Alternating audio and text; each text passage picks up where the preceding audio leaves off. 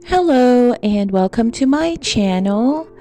Say hi to a happy day. In this channel, I would like to share tales and stories I personally picked and are my kids' favorite stories. Let's enjoy listening while I read to you the story of Saint Patrick and the Salmon.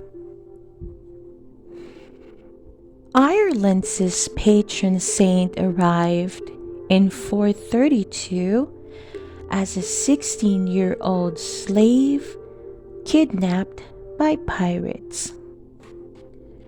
After 6 years of tending sheep in County Antrim, he escaped and dedicated himself to establishing monasteries throughout Ireland. We know few facts about Patrick, but we can be sure that he must have radiated courage. He was one of the few people to stand up to fierce Irish chieftains and survive. He died in 461 and was buried in County Armagh. We celebrate the day of his death, March 17th, as St. Patrick's Day. Myths shroud Patrick, such as, did he really banish snakes from Ireland? And were snakes ever there? This is one such myth about the fish of knowledge, the salmon. It was Saint Patrick who gave the salmon its power to jump, and he who twisted the mouth of the flounder. It happened in just this way. Patrick baptized a great many people, except for those unbelievers who refused to have anything to do with him. One day he passed by a river where some men were fishing. They were unbelievers who decided to have some fun with the saint. One of the fishermen shouted, "Hold on, Patrick, and we'll get you a fish." "Thank you," said Patrick, and he sat down by the river.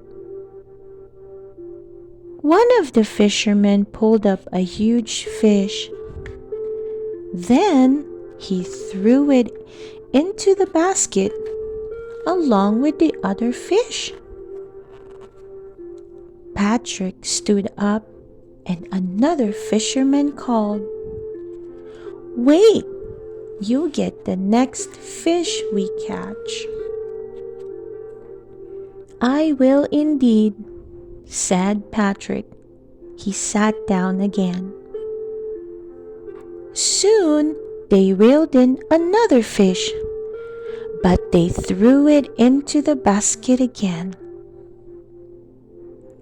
Patrick was about to leave when a third fisherman said, "We promise the very next fish." "Of course," Patrick said, and sat down once more.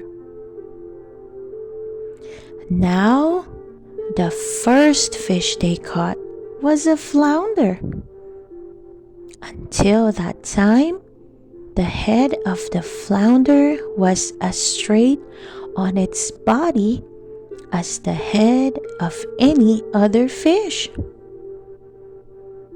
But when the flounder saw the unbelievers mocking the saint, it wanted to join in. It looked backward and twisted its mouth to sneer at Patrick. May your head remain as it is, said Patrick.